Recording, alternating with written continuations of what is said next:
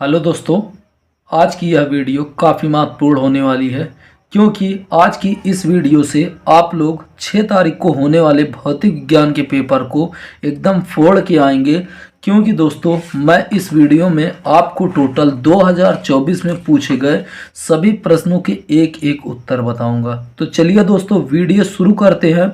और आपको बता दूं, आप लोग यह वीडियो ज़रूर अंत तक देखिएगा क्योंकि यह वीडियो बहुत ही ज़्यादा महत्वपूर्ण होने वाली है। तो देखिए दोस्तों, अब पेपर की शुरुआत करते हैं और आप लोग देख सकते हैं पहला क्वेश्चन। ई गतिज ऊर्जा के एक कण का लुईस द ब्रोगली तरंगदैर्ध्य होता है। ठीक है, तो आप याद रखेंगे दोस्तों, I बराबर यहाँ पे होगा H/रूट में 2me। ठीक है दोस्तों, ये आपका पहला। उसके बाद यदि इलेक्ट्रॉन का अनुगमन वेग vd तथा विद्युत क्षेत्र की तीव्रता E हो तो निम्नलिखित में से कौन सा संबंध ओम के नियम का पालन करेगा? तो vd अनुक्रमानुपाती होगा E के। उसके बाद अगला क्वेश्चन जो आप लोग देखेंगे, प्रकीर्णित अल्फा कण का पथ होता है, परवलयाकार होता है। उत्तल लेंस की फोकस दूरी अधिकतम होती है तो लाल रंग के लिए होती है। उसके बाद यदि प्रतिवर्ती धारा परिपथ में केवल संधारित्र हो तो परिपथ में व्यय शक्ति होगी P बराबर 0। उसके बाद देखिए, दो बिंदु आवेशों को वायु में एक निश्चित दूरी पर रखने पर उनके बीच 80 न्यूटन का बल कार्य करता है। जब इन्हीं आवेशों को एक परावैद्युत माध्यम में इतनी ही दूरी पर रखा जाता है तो इन पर 8 न्यूटन का बल कार्य करता है। माध्यम का परावैद्युतांक होगा, तो माध्यम का परावैद्युतांक होगा दोस्तों K बराबर 10। तो दोस्तों बहुविकल्पी का आपने एक एक प्रश्नों का उत्तर देखा। अब इसके बाद आगे बढ़ते हैं खंड ब। ठीक है, लेंस की वायु में फोकस दूरी एवं लेंस को द्रव में डुबोने पर उसकी फोकस दूरी का अनुपात ज्ञात कीजिए। एक नंबर का क्वेश्चन, तो इसका आप लोग सॉल्यूशन देखेंगे।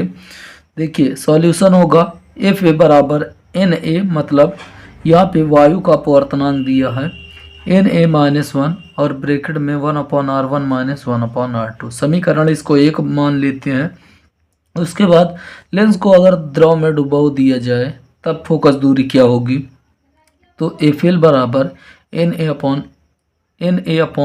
Na/NL माइनस 1 और ब्रैकेट में 1/r1 माइनस 1/r2।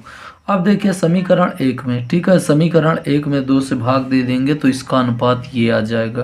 तो इसका ये था पहला आंसर। ठीक है दोस्तों, उसके बाद आप लोग देख सकते हैं दोस्तों, फिर दूसरा क्वेश्चन, हाइड्रोजन परमाणु में इलेक्ट्रॉन की मूल ऊर्जा स्तर में आयनन विभव होता है। ठीक है दोस्तों, तो आप लोग देखेंगे कितना होता है, तो देख सकते हैं 13.6 इलेक्ट्रॉन वोल्ट होता है। ठीक है, कितना होता है? 13.6 वोल्ट। ठीक है, उसके बाद अगला क्वेश्चन क्या है, विद्युत चालकता की परिभाषा एवं विमीय सूत्र लिखिए। ठीक है, विद्युत चालकता की परिभाषा, तो देख सकते हैं इसकी परिभाषा, तो किसी चालक के प्रतिरोध के व्युत्क्रम को उसकी चालकता कहते हैं। विद्युत चालकता बराबर फार्मूला होता है 1/विद्युत प्रतिरोध, इसका मात्रक होता है ओम इनवर्स या महो। ठीक है, विमेय सूत्र होता है m⁻⁻1 l⁻⁻2 t⁻3 और a⁻2। ठीक है दोस्तों, फिर आप लोग अगला क्वेश्चन देखेंगे, प्रत्यावर्ती धारा परिपथ में प्रयुक्त अमीटर धारा के किस मान को व्यक्त करता है? तो याद रखिएगा, प्रत्यावर्ती धारा परिपथ में प्रयुक्त अमीटर धारा की वर्ग माध्य मूल मान को व्यक्त करता है। ठीक है दोस्तों, तो देखिए दोस्तों अगला क्वेश्चन क्या है, होल पर कितना आवेश होता है? पीएन संधि डायोड का परिपथ संकेत बनाइए। ठीक है दोस्तों, तो ये देख सकते हैं और अगला क्वेश्चन भी देख सकते हैं। ठीक है दोस्तों, तो आप लोग ये देख लीजिए कि जो भी क्वेश्चन है मैं कॉपी में भी लिखा हूँ और आपका सेम क्वेश्चन है, तो इसलिए अब देखते चलेंगे कॉपी से पूरा क्वेश्चन। ठीक है, तो देख सकते हो होल पर प्लस 1.6 × 10⁻⁻19 कूलम आवेश होता है और पीएन संधि डायोड का परिपथ ये देख सकते हैं, परिपथ संकेत ये होता है। ठीक है, उसके बाद रेडियो तरंगों एवं सूक्ष्म तरंगों में किसकी आवृत्ति अधिक होती है? तो याद रखेंगे आप लोग कि रेडियो तरंगों एवं सूक्ष्म तरंगों की आवृत्ति अधिक होती है। ये आप लोग देख सकते हैं यहाँ पे एक क्वेश्चन और, कि देखिए ये तरंग दैर्ध्य का घटता हुआ क्रम है। ठीक ठीक है, आप लोग ये देख सकते हैं दोस्तों। उसके बाद खंड सा में देखेंगे नाभिक की द्रव्यमान क्षति एवं बंधन ऊर्जा को परिभाषित कीजिए। तो दोस्तों आपको मैं यहाँ से एक बात और बताता चलता हूँ कि जो क्वेश्चन बहुत ज़्यादा महत्वपूर्ण है उसको मैं आपको यहीं पे बताता चलूँगा कि ये क्वेश्चन बहुत ज़्यादा महत्वपूर्ण, इसको आप लोग ज़रूर अच्छे से याद कर लीजिएगा। तो देखिए द्रव्यमान क्षति, ये क्वेश्चन काफ़ी महत्वपूर्ण है तो याद रखेंगे। नाभिक का वास्तविक द्रव्यमान उसमें उपस्थित प्रोटॉनों तथा न्यूट्रॉनों के द्रव्यमानों के योग से सदैव कुछ कम होता है। ठीक है, द्रव्यमानों का यह अंतर द्रव्यमान क्षति कहलाता है। ठीक है दोस्तों, उसके बाद द्रव्यमान क्षति बराबर फार्मूला जो होता है प्रोटॉनों का द्रव्यमान प्लस न्यूट्रॉनों का द्रव्यमान माइनस नाभिक का द्रव्यमान। ठीक है दोस्तों, तो ये इसकी परिभाषा, अथवा में भी आप ये परिभाषा लिख सकते हैं। ठीक है, बंधन ऊर्जा की देखिए परिभाषा लिखेंगे, नाभिक के बनते समय मुक्त होने वाली ऊर्जा को नाभिक की बंधन ऊर्जा कहते हैं। ठीक है दोस्तों, क्योंकि इसमें दो क्वेश्चन पूछा था, बंधन ऊर्जा और नाभिक की द्रव्यमान क्षति। या तो बंधन ऊर्जा की आप दूसरी भी परिभाषा लिख सकते हैं, किसी नाभिक के प्रोटॉन न्यूट्रॉन को अलग करने के लिए आवश्यक ऊर्जा को उस नाभिक की बंधन ऊर्जा कहते हैं। ठीक है दोस्तों, फिर अगला क्वेश्चन आप लोग देखेंगे, न्यूमेरिकल पूछा था, तो न्यूमेरिकल आप लोग याद रखेंगे, प्रकाश से एक न्यूमेरिकल तो एकदम कंफर्म है आएगा। ठीक है, प्रकाश चैप्टर से। तो क्राउन कौन से द्विअवतल लेंस बनाना है, लेंस के पृष्ठों की त्रिज्याएं कितनी रखी जाए कि लेंस की क्षमता -2.5 डायोप्टर हो। क्राउन कांच का अपवर्तनांक 1.65 है। ठीक है दोस्तों, तो क्वेश्चन में जो चीज़ दिया हम लिख लेते हैं, लेंस की क्षमता दी है -2.5, कांच का अपवर्तनांक दिया है 1.65, और हमें पता है कि यहाँ पे जब दिया है लेंस की क्षमता तो ये है लेंस की क्षमता का फार्मूला जो होता है P बराबर 1/f। तो यहाँ पे देखिए P का मान दिया है तो यही 1/f का भी मान है, तो 1/f का मान दिया है 2.5 डायोप्टर। ठीक है, तो यहाँ पे आप लोग देख सकते हैं दोस्तों। उसके बाद देखिए मान लेते हैं, माना R1 जो होगी त्रिज्या माइनस में R होगी और R2 प्लस में। ठीक, तो यहाँ पे हम फार्मूला लगा देंगे 1/f बराबर n-1 ब्रैकेट में 1/R1 माइनस 1/R2। ठीक है दोस्तों, उसके बाद देखिए 1/f का मान दिया 2.5। ठीक है, यहाँ पे देख सकते हैं 1/f का मान 2.5, उसके बाद n का मान 1.65 और -1, यहाँ पे -1/R माइनस 1/R। ठीक है, यहाँ पे देखिए इसको अगर घटाते हैं तो ये 0.65 आएगा और इसका एलसीएम लेंगे तो ऊपर -2/R आएगा। ठीक है दोस्तों, तो यहाँ पे अगर आप इसका देखिए गुणा करते हैं तो 1.3 हो जाता है और यहाँ पे वैसे 2.5। अब देखिए इसको इधर गुणा कर देते हैं और इसको इधर, तो ये आ जाता है 1.3/2.5। यहाँ पे दशमलव हटाते हैं तो 13/25 आता है और भाग देते हैं 52 आता है। ठीक है, 0.52 आता है। तो यहाँ पे इसका जो आंसर आएगा R1 और R2 का मान आएगा, एक का माइनस में 52 सेंटीमीटर और दूसरे का प्लस में। ठीक दोस्तों, अगला क्वेश्चन आप इसके बाद देखेंगे। देखिए ये PN संधि डायोड काफ़ी महत्वपूर्ण टॉपिक है, इससे बहुत क्वेश्चन पूछे जाते हैं तो इसको आप लोग अच्छे से याद कर लीजिएगा। ठीक दोस्तों, देखिए क्वेश्चन क्या पूछा था, PN संधि डायोड के अग्र अभिनत स्थिति में इसके प्रचालन को समझाइए। ठीक है, तो इसको आप लोग देखेंगे कि देखिए अग्र अभिनत क्या होता है। तो देखिए दोस्तों इसका आंसर अग्र अभिनति। ठीक है, अब यहाँ पे आप लोग समझ लीजिए, जब संधि डायोड के पी क्षेत्र को बाह्य बैटरी के धन सिरे से तथा एन क्षेत्र को ऋण सिरे से जोड़ा जाता है तो संधि अग्र अभिनत होती है। अब देख सकते हैं यहाँ पे जब पी क्षेत्र को, ठीक है, ये संधि डायोड बना है, संधि डायोड के पी क्षेत्र को बैटरी के धन सिरे से और एन क्षेत्र को बैटरी के ऋण सिरे से जोड़ते हैं तो इस संधि को अग्र अभिनत कहते हैं। ठीक है दोस्तों, तो यहाँ पे आप अग्र और पश्च दोनों आता है तो आप लोग ध्यान से समझेंगे। देखिए अग्र अभिनत क्या होता है, जब PN संधि डायोड के पी क्षेत्र को बैटरी के धन सिरे से और एन क्षेत्र को बैटरी के ऋण सिरे से जोड़ते हैं तो यह अभिनत अग्र अभिनत कहलाता है। कैसा, अग्र अभिनत।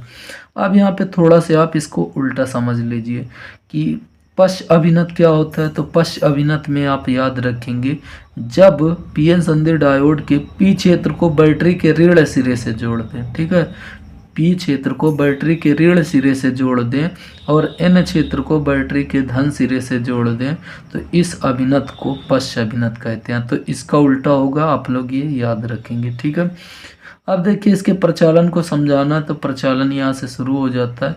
इस दशा में पीएन संधि डायोड में पी क्षेत्र से एन क्षेत्र की ओर एक बाह्य वैद्युत क्षेत्र स्थापित हो जाता है, ठीक है। जैसे ही इसको जोड़ते हैं बैटरी के साथ, तो इसमें एक बाह्य वैद्युत क्षेत्र ई, ठीक है, एक बाह्य वैद्युत क्षेत्र ई पी क्षेत्र से एन क्षेत्र की ओर स्थापित हो जाता है। यह क्षेत्र आंतरिक वैद्युत क्षेत्र ई आई से कहीं अधिक शक्तिशाली होता है। जो ये वैद्युत क्षेत्र का मान होता है आंतरिक वैद्युत क्षेत्र ई आई से अधिक शक्तिशाली होता है। इस प्रकार संधि डायोड में वैद्युत क्षेत्र ई के कारण कोटर पी क्षेत्र से एन क्षेत्र की ओर, ठीक है, इस अवस्था में पी क्षेत्र से ये कोटर है, पी क्षेत्र से कोटर एन क्षेत्र की ओर, ठीक है, जबकि एन क्षेत्र से, ठीक है, जबकि एन क्षेत्र से पी क्षेत्र की ओर वैद्युत क्षेत्र ई विपरीत दिशा में चलने लगता है, ठीक है। तो यहाँ पे इलेक्ट्रॉन होगा, ठीक है दोस्तों, यहाँ पे आप देख सकते हैं पी क्षेत्र से एन क्षेत्र की ओर वैद्युत क्षेत्र ई की दिशा में चलने लगता है, जबकि इलेक्ट्रॉन एन क्षेत्र से पी क्षेत्र की ओर। जैसे यहाँ पे वैद्युत क्षेत्र स्थापित हुआ, तो यहाँ से कोटर पी क्षेत्र से कोटर एन क्षेत्र की ओर और एन क्षेत्र से इलेक्ट्रॉन पी क्षेत्र की ओर चलने लगते हैं। संधि के समीप पहुंचकर ये कोटर तथा इलेक्ट्रॉन परस्पर संयोग करके विलुप्त हो जाते हैं। अब देखिए यहाँ पे ये जो है इधर से कोटर चलेंगे और इधर से इलेक्ट्रॉन, तो ये संधि के पास आकर ये विलुप्त हो जाते हैं, ठीक है। प्रत्येक इलेक्ट्रॉन कोटर संयोग के लिए पी क्षेत्र में बैटरी के धन सिरे के समीप सहसंयोजक बंध टूट जाता है। ये यहाँ से आएंगे और यहाँ पे इसका सहसंयोजक बंध टूट जाता है। इससे उत्पन्न कोटर तो संधि की ओर चलने लगते हैं, जबकि इलेक्ट्रॉन संयोजक तार में से होकर बैटरी के धन सिरे में प्रवेश कर जाता है, ठीक है। ये धन सिरे में क्या करेगा? प्रवेश कर जाता है। इस प्रकार पीएन संधि डायोड में बहुसंख्यक आवेश वाहकों की गति के कारण उच्च वैद्युत धारा बहने लगती है। इस उच्च वैद्युत धारा को अग्रधारा कहते हैं। इस प्रकार बाह्य परिपथ में केवल इलेक्ट्रॉन के कारण ही धारा बहती है, ठीक है दोस्तों। अगला क्वेश्चन क्या है? अमीटर में शंट प्रतिरोध के मान को बढ़ा देने पर उसके परास तथा सुग्राहिता पर क्या प्रभाव पड़ेगा? तो अमीटर के शंट प्रतिरोध का मान बढ़ा देने पर परास तथा सुग्राहिता घट जाती है, ठीक है दोस्तों। तो ये छोटा सा ही इसका उत्तर होगा। ये देख सकते हैं दोस्तों, खंड द शुरू हो गया, ठीक है। खंड द में अगर आप देखें पहले क्वेश्चन प्रकाश से पूछा है, ठीक है दोस्तों। ये क्वेश्चन आप देख सकते हैं। देखिए क्वेश्चन सब सेम लिखा हुआ है दोस्तों, तो आप लोग परेशान मत होइएगा कि ये क्वेश्चन आया नहीं था, ठीक है। ये सभी क्वेश्चन आए हुए हैं। तो देख सकते हैं, यदि कांच के पतले प्रिज्म को जल में डुबो दें तो सिद्ध कीजिए कि प्रिज्म द्वारा उत्पन्न न्यूनतम विचलन वायु के सापेक्ष 1/4 रह जाएगा, ठीक है दोस्तों। ये आपका दिया है ANG बराबर 3/2, ANW बराबर 4/3, ठीक है दोस्तों। तो यहाँ पे देखिए जैसे क्वेश्चन में दे रखा है वैसे लिख लेते हैं। पतले प्रिज्म के लिए अल्पतम विचलन कोण, ठीक है, फार्मूला होता है डेल्टा M बराबर n-1 और A, ठीक। यहाँ पे आप देख सकते हैं ANG-1 लिख सकते हैं, मतलब वायु के सापेक्ष कांच का अपवर्तनांक। अब देखिए डेल्टा M ये विचलन कोण दिया है, n का मान देखिए 3/2 दिया है, कितना 3/2 -1 और A, ठीक है। अब इसका एलसीएम लेंगे तो एलसीएम 2 आएगा और देखिए 3 और ये -2 हो जाएगा, ठीक है। यहाँ पे इसको घटाएंगे तो देखिए 1 आ जाएगा 1/2, तो यहाँ पे हम लिख सकते हैं A/2, ठीक। डेल्टा M का मान कितना आया? A/2। उसके बाद जल में डुबोने पर डेल्टा M डैश बराबर ANG/ANW-1, ठीक है। जल में डुबोते हैं तो देखिए क्या लिखते हैं यहाँ पे, वायु के सापेक्ष कांच का अपवर्तनांक बटे यहाँ पे वायु के सापेक्ष जल का अपवर्तनांक, ठीक, -1। ANG का मान क्वेश्चन में दे रखा है 3/2, ANG का मान 3/2 दे रखा है और ANW का मान देखिए दिया है 4/3, ठीक। तो यहाँ पे देखिए बीच वाले का बीच वाले में गुणा होता है और नीचे वाले का ऊपर वाले में हो जाएगा। 3 त्रिक 9 और ये 4 दूनी 8 -1। ठीक है, यहाँ पे देखिए इसका भी एलसीएम 8 ही आएगा और ये इधर गुणा हो जाएगा तो ये 9 में से 8 जाएगा। ठीक है, एक बचेगा तो ये a/8। ठीक, तो समीकरण ये देखिए 2 बन गया। समीकरण 2 बन गया तो देख सकते हैं समीकरण 2 में 1 से भाग दे देते हैं। ठीक है, तो समीकरण 2 में 1 से भाग दे दिए तो देखिए a/8 अपॉन a/2। ठीक है, अब देखिए बीच वाले का बीच वाले में और ऊपर वाले का नीचे। ठीक दोस्तों, तो देखिए a बटे, देख सकते हैं a बटे क्या, a का 2 में गुणा करेंगे, a गुणे 2, और देखिए 8 का m है तो 8 गुणे a। तो देखिए इसे काटेंगे, 2 से काटेंगे, 2 चौकाट, इसे कैंसिल, तो ये आया कितना 1/4। तो यहाँ पे देख सकते हैं डेल्टा m डैश बटे डेल्टा m बराबर 1/4। ठीक है, तो यहाँ पे देखिए आप देख सकते हैं डेल्टा m डैश बराबर डेल्टा m अपॉन 4, अतः 1/4 रह जाएगा। जो क्वेश्चन में हमसे पूछा था कि सिद्ध करना है, तो यहाँ पे देख लीजिए प्रिज्म द्वारा उत्पन्न न्यूनतम विचलन वायु के सापेक्ष 1/4 रह जाएगा। तो आप लोग देख सकते हैं ये सिद्ध हो गया। ठीक है दोस्तों, अगला क्वेश्चन ये आप लोग देखिएगा। विस्थापन धारा काफ़ी महत्वपूर्ण टॉपिक है, तो आप लोग इसको ज़रूर पढ़ लीजिएगा क्योंकि ये हर साल आपसे पूछता है। ठीक है, हर साल ये बोर्ड एग्जाम में पूछा जाता है। तो देखिए पहला क्वेश्चन क्या, विस्थापन धारा की सार्थकता की विवेचना कीजिए तथा इसके चालन धारा के बीच कलांतर ज्ञात कीजिए। तो विस्थापन धारा की सबसे पहले परिभाषा लिखेंगे। तो परिभाषा लिखेंगे, विस्थापन धारा समय के साथ परिवर्ती विद्युत क्षेत्र के कारण उत्पन्न होती है, इसी कारण इसे विस्थापन अथवा मैक्सवेल की विस्थापन धारा कहते हैं। ठीक, तो ये छोटी सी परिभाषा है। उसके बाद आप लोग देखेंगे विस्थापन धारा का प्रयोग करते हुए मैक्सवेल ने एम्पियर का नियम का संशोधित रूप प्रस्तुत किया, जिसे एम्पियर मैक्सवेल का संशोधित नियम कहा जाता है। यह नियम निम्न रूप में लिखा जा सकता है। तो देखिए वेक्टर BdL बराबर μ0 IC प्लस ID। ठीक है, इसका इसमें गुणा करेंगे तो μ0 IC प्लस μ0 ID। ठीक है दोस्तों, अब देखिए यहाँ पे μ0 वैसे ही IC और μ0 ID बराबर जो होता है epsilon naught d phi upon dt। तो यहाँ पे क्या हो जाएगा, देखिए μ0 उसके बाद epsilon naught d phi by dt, ID का मान इतना होता है। ठीक है दोस्तों, तो ये इसका आंसर था। आप इसके आगे आप देखेंगे कि थोड़ा सा और इसमें हिंदी लिखना होगा कि IC तार में प्रवाहित होने वाली वास्तविक चालन धारा है, जबकि ID आयेक आभासी धारा है, जिसे विस्थापन धारा कहते हैं। ठीक है दोस्तों, फिर नाभिकीय विखंडन एवं नाभिकीय संलयन को उदाहरण से समझाइए। तो ये नाभिक चैप्टर से और नाभिक चैप्टर से काफ़ी महत्वपूर्ण ये क्वेश्चन है।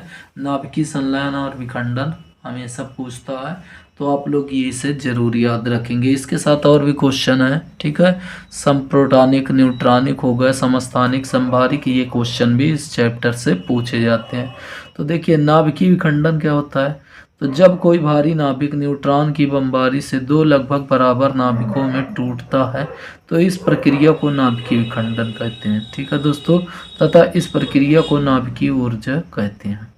ठीक, तो नाभिकीय विखंडन क्या, तो आप एकदम दूसरी परिभाषा लिखना चाहें तो आप लिख दीजिए कि जब कोई भारी नाभिक छोटे छोटे नाभिकों में टूट जाता है तो उसे नाभिकीय विखंडन कहते हैं। ठीक है, नाभिकीय का मतलब नाभिक का, विखंडन का मतलब अलग होना, नाभिकों का अलग होना ही नाभिकीय विखंडन कहलाता है। तो इसका ये एग्जांपल आप लोग देख सकते हैं, यूरेनियम है, यूरेनियम के साथ तो दोस्तों यहाँ पे न्यूट्रॉन से अपक्रिया करा है तो ये बेरियम, क्रिप्टॉन और न्यूट्रॉन ऊर्जा के साथ ये टूट जाता है। ठीक है, उसके बाद आप लोग देख सकते हैं दोस्तों नाभिकीय संलयन। तो नाभिकीय संलयन क्या है, जिस प्रक्रिया में 2 हल्के नाभिक परस्पर संयोग करके एक भारी नाभिक बनाते हैं उसे नाभिकीय संलयन कहते हैं। देखिए नाभिकीय का मतलब है नाभिक का, संलयन का मतलब होता है जुड़ना। तो नाभिक 2 या 2 से अधिक नाभिकों का जुड़ना ही नाभिकीय संलयन है। ठीक है दोस्तों, तो आप सीधा या तो ये परिभाषा लिख सकते हैं या तो आप ये लिख सकते हैं कि जब 2 अथवा 2 से अधिक हल्के हल्के नाभिकों को संयोग कराते हैं या जोड़ते हैं तो उसी को नाभिकीय संलयन कहते हैं। ठीक है, तो इसका ये एग्जाम्पल देख सकते हैं दोस्तों। ठीक है, ड्यूटेरियम को ड्यूटेरियम के साथ जोड़े तो ट्राइटियम बना और प्रोटियम बना। ठीक दोस्तों, ये आप लोग इसका एग्जाम्पल देख सकते हैं। फिर अगला क्वेश्चन क्या है आप लोग देखेंगे। प्लास्टिक की एक गोली पी जिसका द्रव्यमान 3.2 गुणे 10⁻⁻15 kg है, दो क्षैतिज समांतर अविष्ट प्लेटों के बीच स्थिर अवस्था में संतुलित है। गोली पर कितने इलेक्ट्रॉन सामान्य से कम अथवा अधिक होंगे? जी का मान दे रखा है। तो देख सकते हैं दोस्तों, ये क्वेश्चन था, ये चित्र बना हुआ है। ठीक है, ये चित्र आपको पेपर में दिया हुआ था। ठीक, तो वैद्युत क्षेत्र धन प्लेट, ठीक है, धन प्लेट से किधर होगा वैद्युत क्षेत्र? ऋण प्लेट की ओर। जो वैद्युत क्षेत्र का मान होगा धन प्लेट से ऋण प्लेट की ओर होगा, तथा बल F बराबर QE भी धन से ऋण की ओर है। ठीक है, यहाँ पे देखेंगे धन से ऋण की ओर भी बल ये लगेगा F बराबर QE। ठीक है, तो विभव बराबर V का मान दिया है दोस्तों 1000। V का मान कितना दिया? 1000। यहाँ पे 100 ही लिखे हैं, 1000। बीच की दूरी दे रखा है, D का मान दे रखा है 2 सेंटीमीटर। तो सेंटीमीटर को मीटर में बदलेंगे, 10⁻⁻2 से गुणा करेंगे। उसके बाद वैद्युत क्षेत्र का मान निकाल लेंगे। वैद्युत क्षेत्र बराबर होता है V/D। ठीक है, तो V का मान 1000 दिया है अपॉन D का मान ये दिया है। 2 से काटेंगे तो ये देखिए 2 5 10 होता है, और ये देखिए 2 5 10, 2 0 ये बचेगा, और 2 ये ऊपर जाएगा तो 4 हो जाएगा। ठीक है, वोल्ट प्रति मीटर। गोली संतुलन की अवस्था में है तो F बराबर QE। F का मान क्या होता है? mg होता है। mg जो होगा QE के बराबर। तो Q का मान चाहिए, Q का मान चाहिए तो इधर गुणा में है तो इधर बटे में mg/e। अब m का मान देखिए, m का मान इलेक्ट्रॉन का द्रव्यमान, ठीक है, यहाँ पे दे रखा है। देखिए कितना दिया? 3.2 गुणे 10⁻⁻15। जी का मान क्वेश्चन में दे रखा है 10। ई का मान अभी हमने निकाला 5 गुणे 10⁴। ठीक, इसका कैलकुलेशन टोटल करते हैं तो आता है 6.4 गुणे 10⁻⁻19। ठीक, इलेक्ट्रॉनों की संख्या बोला था तो Q बराबर N ही होता है, तो N बराबर Q/E हो जाएगा। मान रख देंगे Q का, E का मान ये होता है 1.6 गुणे 10⁻⁻19। तो N बराबर जो आएगा 4। ठीक, इलेक्ट्रॉनों की क्या होगी? कमी होगी। तो देखिए दोस्तों, नेक्स्ट क्वेश्चन क्या है। विद्युत चुंबकीय तरंगे क्या होती है? इनका संचरण आरेख बनाइए। संचरण आरेख में विद्युत क्षेत्र आयाम तथा चुंबकीय क्षेत्र आयाम को दिखाइए। ये काफ़ी ज़्यादा महत्वपूर्ण, सबसे ज़्यादा महत्वपूर्ण विद्युत चुंबकीय तरंग एक चैप्टर है जिसमें आपने पढ़ा होगा, तो ये ही उस चैप्टर की सबसे महत्वपूर्ण हेडिंग है। ठीक है दोस्तों, एक इसमें आप लोग याद रखेंगे विद्युत चुंबकीय तरंग, इसके गुण। ठीक है, दूसरा क्वेश्चन आप विस्थापन धारा। ठीक है दोस्तों, इस चैप्टर की ये 2 हेडिंगें आप लोग जरूर याद रखेंगे।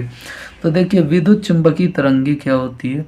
तो जब किसी वैद्युत परिपथ में वैद्युत धारा बहुत उच्च आवृत्ति से बदलती है तो उस परिपथ से ऊर्जा तरंगों के रूप में चारों ओर प्रसारित होने लगती है।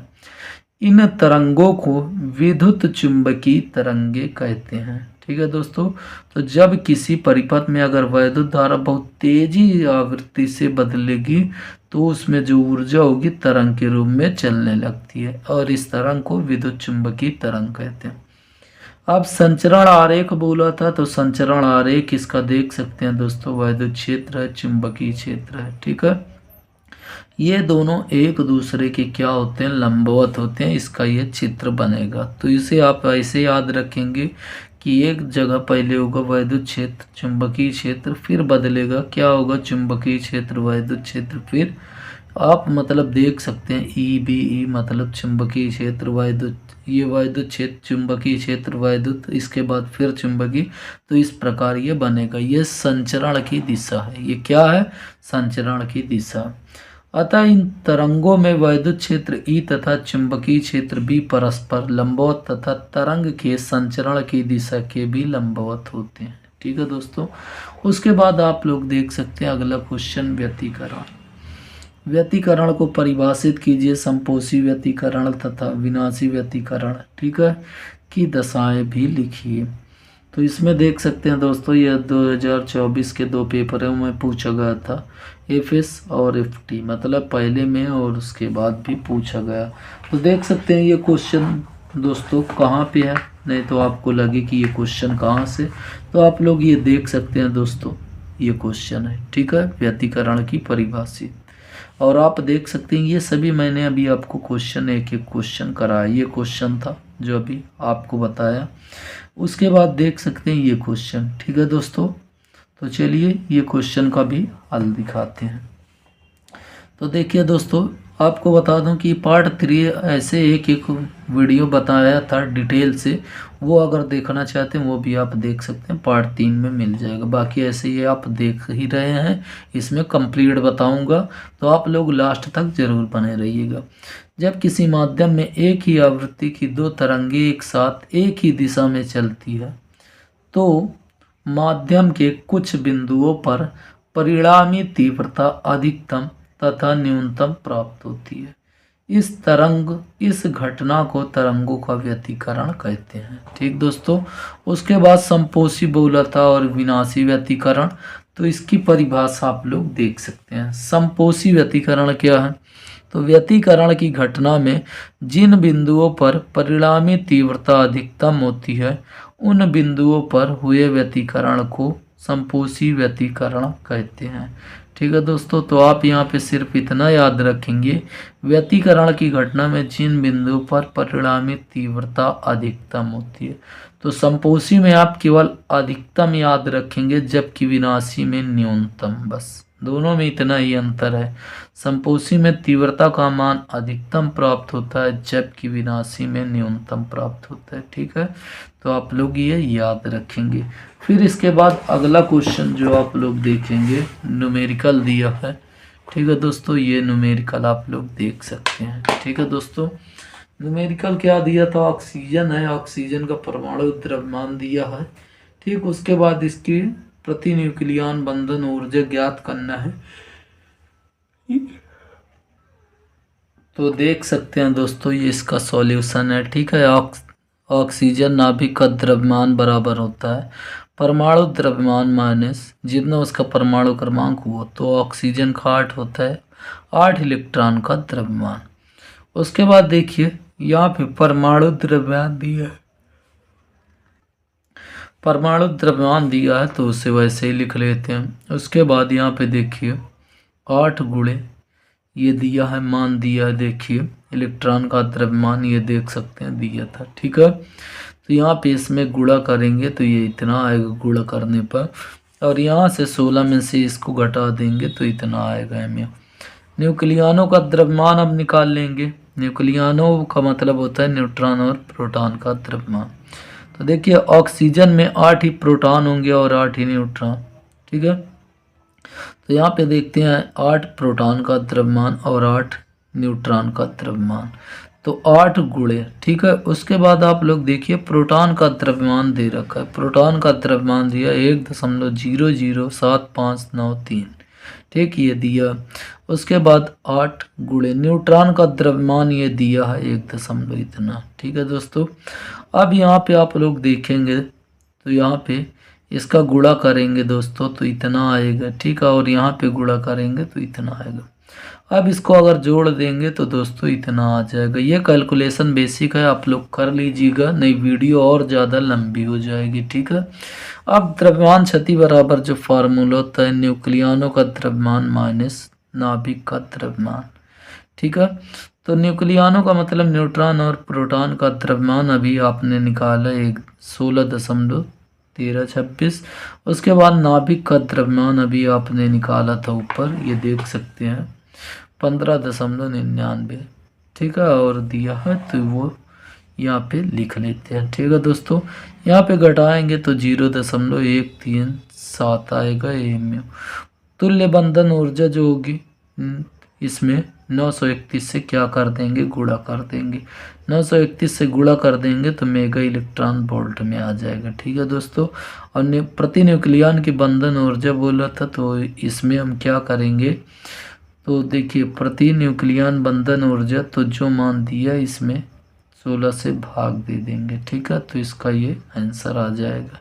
ठीक है दोस्तों, इसके बाद ये देख सकते हैं, ये काफ़ी महत्वपूर्ण क्वेश्चन है। ठीक है दोस्तों, ऊपर वाले से ज़्यादा ये महत्वपूर्ण है, तो आप लोग ये ज़रूर अच्छे से पढ़िएगा और डेरिवेशन आप करिएगा। दो समांतर धारावाही चालकों के बीच लगने वाले बल की प्रकृति ज्ञात कीजिए जब चालकों में धारा की दिशा समान है और चालकों में धारा की दिशा विपरीत है। ठीक दोस्तों, तो यहाँ पे देखिए सबसे पहले लिख लेते हैं कि पास पास रखे दो समांतर धारावाही चालक चुंबकीय क्षेत्र की पारस्परिक क्रिया के कारण एक दूसरे पर बल लगाते हैं। प्रयोगों से स्पष्ट हो जाता है कि जब दो तारों में धारा एक ही दिशा में है तो वे एक दूसरे को आकर्षित करते हैं, लेकिन जब धारा की दिशा विपरीत है तो वे एक दूसरे को प्रतिकर्षित करते हैं। ठीक है दोस्तों, तो याद रखेंगे, आप देख सकते हैं कि धारा एक ही दिशा में है तो एक दूसरे को आकर्षित, ठीक है, एक ही दिशा में होगी तो एक दूसरे को आकर्षित और विपरीत होंगे तो एक दूसरे को प्रतिकर्षित करेंगे। तो देखिए यहाँ पे और भी क्वेश्चन बोला है, तो इसका आगे और भी आंसर आप लोग देखेंगे। तो देखिए दोस्तों, डेरिवेशन था, डेरिवेशन यहाँ पे हम इसको करते हैं। मान लेते हैं माना दो समांतर तार ए बी और सी डी है, ए बी तार है और सी डी है, वायु अथवा निर्वात में एक दूसरे से आर दूरी पर रखे हैं। ये दोनों तार आर दूरी पर रखे हैं जिसमें I1 और I2 धारा बह रही है, पहले में I1 और दूसरे में I2। ठीक है, तार AB के कारण CD के किसी बिंदु पर चुंबकीय क्षेत्र, तार AB के कारण CD के किसी भी बिंदु पर वैद्युत क्षेत्र का मान जो होगा ये होगा μ0/2 पाई I1/r, ये फार्मूला होता है। ठीक है, तार CD की लंबाई L मीटर लंबाई पर बल। ठीक है, तो F बराबर IBL साइन थीटा, ये आप लोग कक्षा 10 से ही पढ़े हैं। ठीक है दोस्तों, तो अब I2, ठीक है, B1 और L। ठीक, I2 क्यों? क्योंकि CD में धारा I2 बह रही है। अब B1 यहाँ पे पहले के कारण इस पर चुंबकीय क्षेत्र लगेगा, और ये साइन 90 क्यों? क्योंकि यहाँ पे अगर आप देखें तो इस पर ये लंब है। ठीक है, तो यहाँ पे I2 B1 और उसके बाद L साइन 90। ठीक है, साइन 90 का मान होता है 1। I2 B1 का मान ये μ0/2 पाई I1/r और इंटू L। तो F बराबर जो फार्मूला है μ0/2 पाई I1/2 L/r न्यूटन। ठीक है, तो यही तो वैसे सूत्र होता है, लेकिन अगर ज़्यादा आप थोड़ा से करना चाहते हैं तभी करिए, नहीं तो आप इतना लिख दीजिए, बस हो गया है। तार CD की प्रति मीटर लंबाई पर बल, तो प्रति मीटर का मतलब इसको बटे में कर देंगे, बाकी पूरा चीज़ें सेम रहेगी। ठीक है दोस्तों, तो यहाँ पे देखिए इससे स्पष्ट हो जाता है, दाएं हाथ की हथेली के नियमानुसार यदि तार में धारा की दिशाएं समान तो आकर्षित बल और विपरीत है तो प्रतिकर्षित बल लगेगा। ठीक है दोस्तों, तो ये क्वेश्चन था। इसके बाद देखिए ये भी काफ़ी महत्वपूर्ण क्वेश्चन, अगर बात कर लें कि व्हीटस्टोन सेतु, तो धारा विद्युत से ये सबसे ज़्यादा क्वेश्चन पूछा जाने वाला, 2 ही क्वेश्चन इसमें सबसे ज़्यादा पूछे जाते हैं। इसके बाद न्यूमेरिकल इसमें अधिकतम से अधिकतम पूछे जाते हैं। तो एक व्हीटस्टोन सेतु हो जाता है, इसके बाद किरचॉफ का नियम। ठीक है दोस्तों, तो किरचॉफ का नियम भी आप आगे देखेंगे, तो पहले व्हीटस्टोन सेतु देख लेते हैं। व्हीटस्टोन सेतु की संतुलन अवस्था में उसकी भुजाओं के प्रतिरोधों के बीच संबंध स्थापित कीजिए। ठीक है दोस्तों, तो व्हीटस्टोन ने 4 प्रतिरोध को प्रयुक्त कर किसी अज्ञात प्रतिरोध का मान ज्ञात करने के लिए एक विशेष प्रकार के परिपथ का आविष्कार किया, जिसे व्हीटस्टोन सेतु कहते हैं। ठीक है दोस्तों, तो ये चित्र देख सकते हैं। अब माना 4 प्रतिरोध PQR तथा S एक चतुर्भुज ABCD की 4 भुजाएं बनाते हैं। अब देख सकते हैं PQRS ये 4 भुजाएं बना रही हैं। विकर्ण BD में धारामापी एक विकर्ण, ठीक है, विकर्ण BD में एक धारामापी G है। ठीक है, तथा विकर्ण C में एक सेल लगा हुआ है। देखिए यहाँ पे AC में एक सेल लगा हुआ है। ठीक है, संतुलन की अवस्था में धारामापी जी में कोई धारा नहीं बहेगी। मतलब अगर ये संतुलन की अवस्था तो इसमें कोई धारा नहीं बहती है। ए बी के बीच विभवांतर बराबर ए डी के बीच विभवांतर।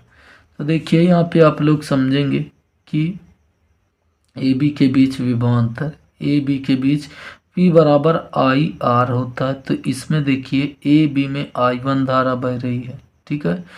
तो आप देख सकते हैं फिर ए डी, ठीक है, ए डी में कौन सी धारा बह रही है, ये देखिए यहाँ पे ए बी में I1 और ए डी में कौन सी धारा I2 इंटू आर, ठीक है।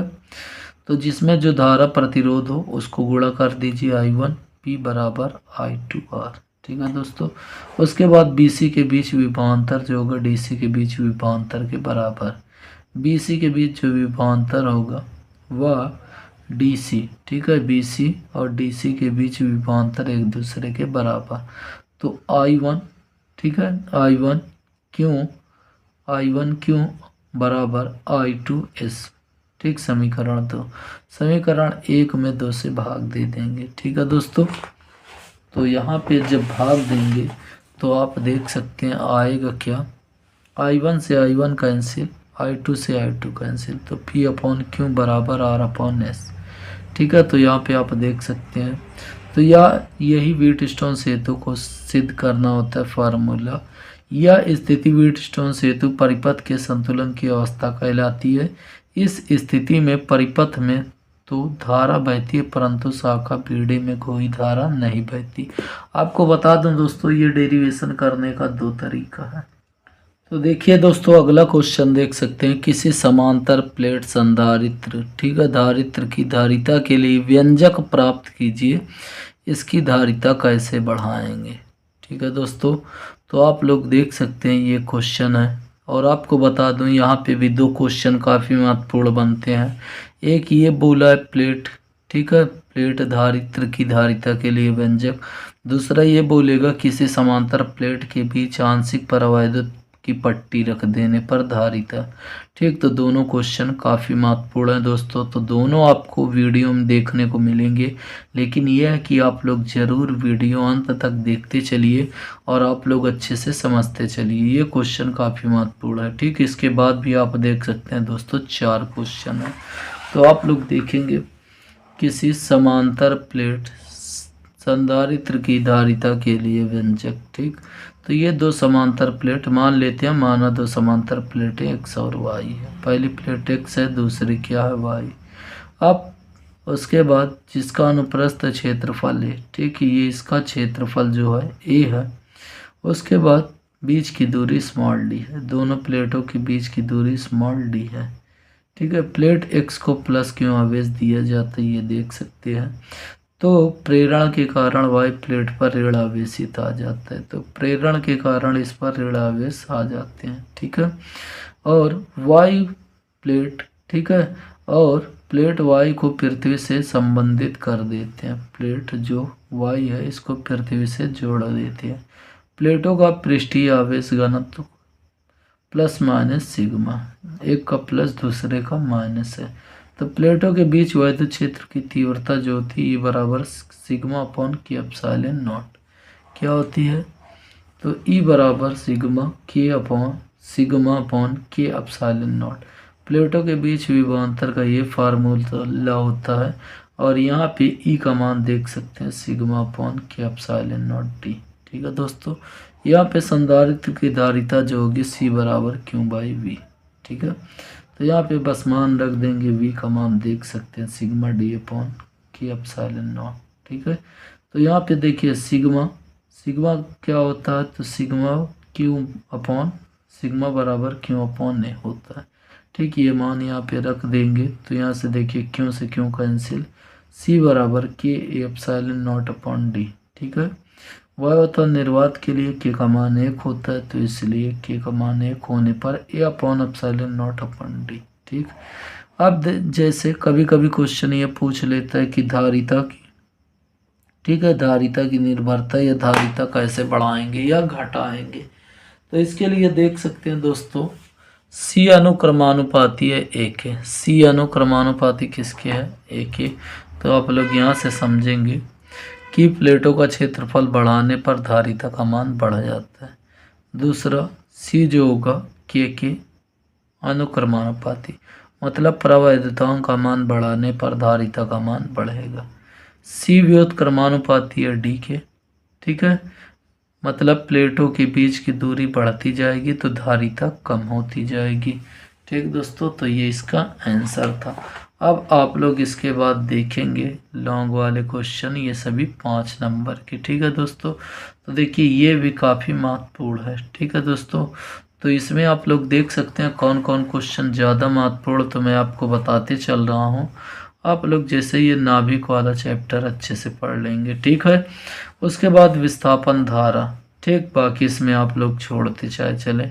फिर नाभिकीय विखंडन, ठीक है दोस्तों, जो रेड पे नभी कर रहा हूँ, स्टार कर रहा हूँ, ये समझ लीजिए काफ़ी महत्वपूर्ण क्वेश्चन। ठीक है, उसके बाद देखिए ये भी काफ़ी महत्वपूर्ण, यहाँ से आप देख सकते हैं दोस्तों व्यतिकरण।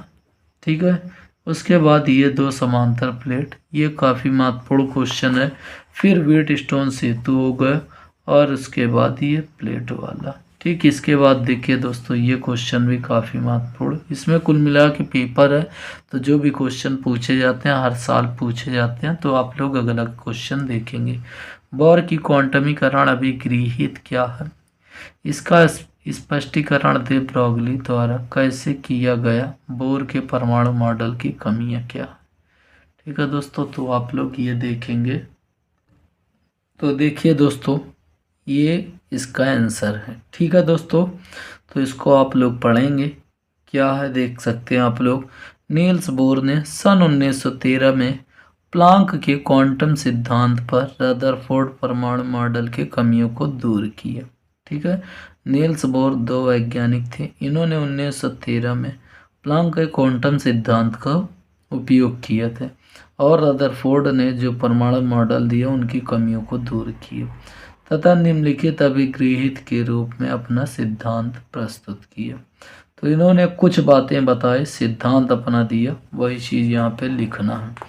तो इलेक्ट्रॉन केवल उन्हीं कक्षाओं में घूम सकते हैं जिनमें उनका कोणीय संवेग h/2π का पूर्ण गुणज हो। ठीक है, तो इलेक्ट्रॉन केवल उन्हीं कक्षाओं में घूम सकते हैं जिनमें उनका कोणीय संवेग h/2π हो, ठीक है, का पूर्ण गुणज हो। अतः बोहर के अनुसार परमाणु में कुछ निश्चित त्रिज्या वाली कक्षाएं संभव है, बाकी सब की इन कक्षाओं को स्थायी कक्षाएं कहते हैं। ठीक है, तो आप लोग ये देख सकते हैं, इसको पहले आप यहाँ से चित्र से समझेंगे कि देखिए यहाँ पे कि इलेक्ट्रॉन केवल उसी कक्षाओं में घूम सकते हैं। ठीक है, इलेक्ट्रॉन जो इसमें ये दिख रहा है केवल उन्हीं कक्षाओं में घूम सकते हैं जिनमें उनका कोणीय संवेग h/2π हो। कितना हो, h/2π। मेन पॉइंट आप यही याद रखेंगे। फिर दूसरा पॉइंट आप देखेंगे कि जब इलेक्ट्रॉन स्थायी कक्षा में घूमता है तो वह ऊर्जा का उत्सर्जन नहीं करता है, इससे परमाणु का स्थायित्व बना रहेगा। अब ध्यान से सुनिएगा, जब ये इलेक्ट्रॉन घूमते हैं, ठीक है, ये इलेक्ट्रॉन घूमते हुए ऊर्जा का उत्सर्जन नहीं करते हैं। यदि उत्सर्जन करते तो ये समझ लीजिए कि ये इलेक्ट्रॉन ऐसे ऐसे घूमते हुए अंदर आ जाता और ऐसे ऐसे जाके ये नाभिक में गिर जाता। नाभिक में गिर जाता तो ये समझ लीजिए इसका विनाश हो जाता।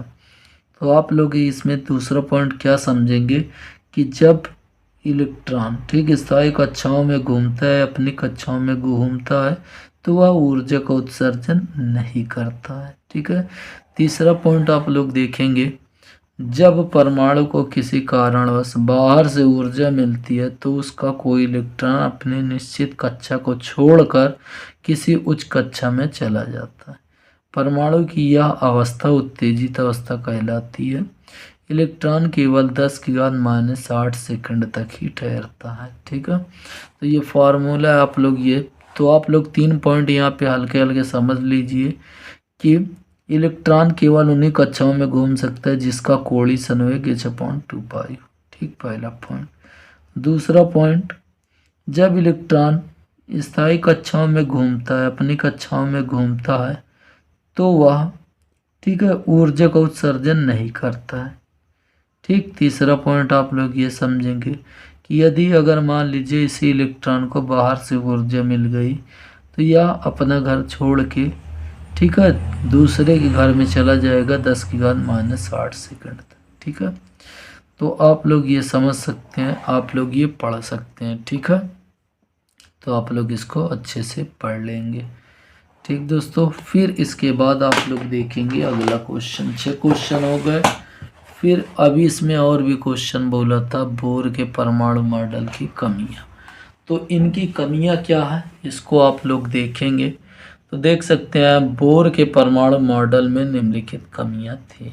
ठीक है, पहला कमी थे बोर के परमाणु मॉडल से एक इलेक्ट्रॉन वाले परमाणुओं की वर्णक्रम की ही व्याख्या की जा सकी।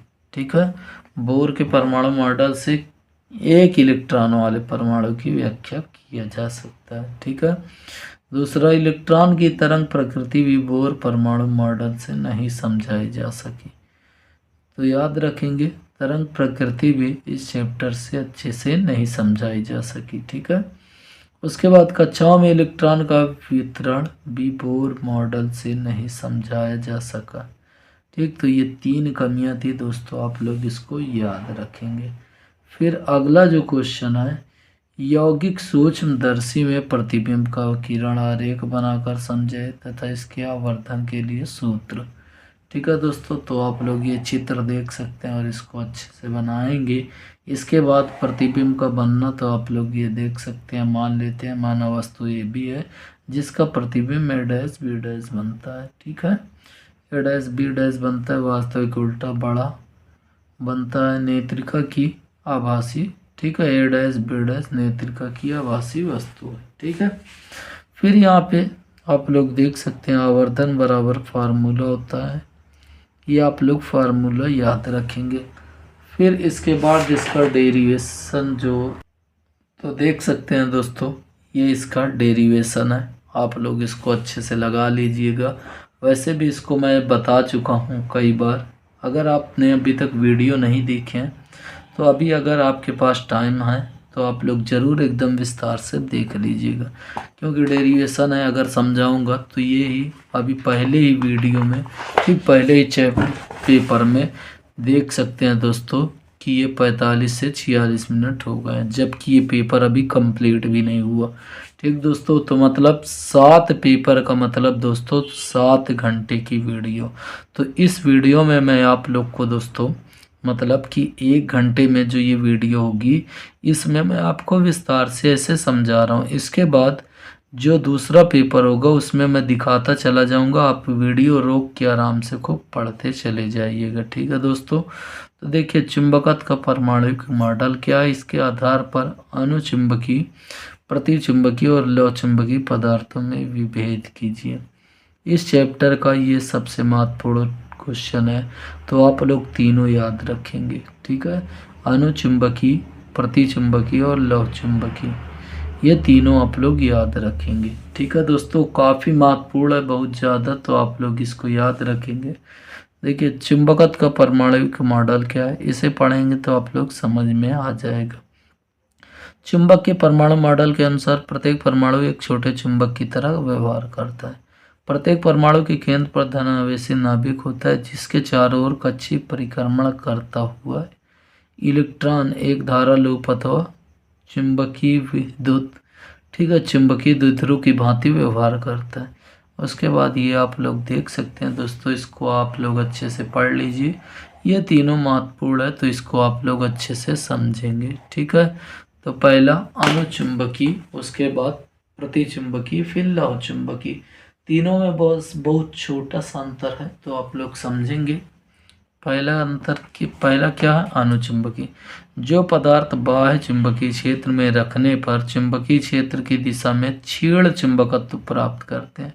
ठीक है, तो अनुचुंबकीय में याद रखेंगे कि चुंबकीय क्षेत्र की दिशा में लेकिन क्षीण चुंबकत्व प्राप्त करेंगे तो अनुचुंबकीय होते हैं। इसमें example aluminium, sodium, platinum, manganese आदि। ठीक है, उसके बाद प्रतिचुंबकीय, तो यहाँ पे देखिए चुंबकीय क्षेत्र की दिशा में क्षीण चुंबकत्व होता है, लेकिन आप यहीं पे इसको उल्टा कर देंगे, चुंबकीय क्षेत्र के विपरीत दिशा में छेड़ चुंबकत्व होता है। ठीक है, तो यहाँ पे देख सकते हैं जो पदार्थ बाह्य चुंबकीय क्षेत्र में रखने पर चुंबकीय क्षेत्र के विपरीत दिशा में मामूली चुंबकित हो जाते हैं, प्रतिचुंबकीय पदार्थ कहलाते हैं। ठीक है, एग्जाम्पल्स जैसे तांबा, सोना, चांदी, पारा आदि। ठीक है दोस्तों, उसके बाद लौह चुंबकीय पदार्थ। लौह चुंबकीय पदार्थ क्या है? तो जो पदार्थ चुंबकीय क्षेत्र में रखने पर चुंबकीय क्षेत्र की दिशा में ही प्रबल चुंबकीय क्षेत्र, ठीक है, चुंबकित हो जाते हैं, लौह चुंबकीय पदार्थ कहलाते हैं। ठीक, ये इसका एग्जाम्पल था। ठीक दोस्तों, फिर आप लोग देखेंगे इस पेपर का एकदम लास्ट क्वेश्चन। ठीक है, इसका एकदम लास्ट क्वेश्चन देखेंगे तो आप लोग देख सकते हैं दोस्तों, ये इसका लास्ट क्वेश्चन है। ठीक है, पी टाइप, एन टाइप, अर्धचालक। ठीक दोस्तों, तो आप लोग ये देख सकते हैं, इसको आप लोग अच्छे से पढ़ लीजिएगा, याद कर लीजिएगा, ये काफ़ी महत्वपूर्ण है। ठीक है दोस्तों, फिर आप लोग ये देख सकते हैं इतना ये। फिर क्रिया विधि, ठीक, इसको आप लोग आराम से वीडियो रोक के पढ़िएगा। फिर इसकी आप देख सकते हैं दोस्तों, ये कार्य विधि है, कार्य विधि भी आप लोग देख लीजिए। ठीक है दोस्तों, ये वीडियो आराम से रोक के पूरा पढ़ लीजिएगा। ठीक दोस्तों, आप लोग इतना पढ़ लीजिए। ठीक दोस्तों, तो ये आपका पहला पेपर कंप्लीट हो गया है और दूसरा पेपर दोस्तों अब शुरू करेंगे।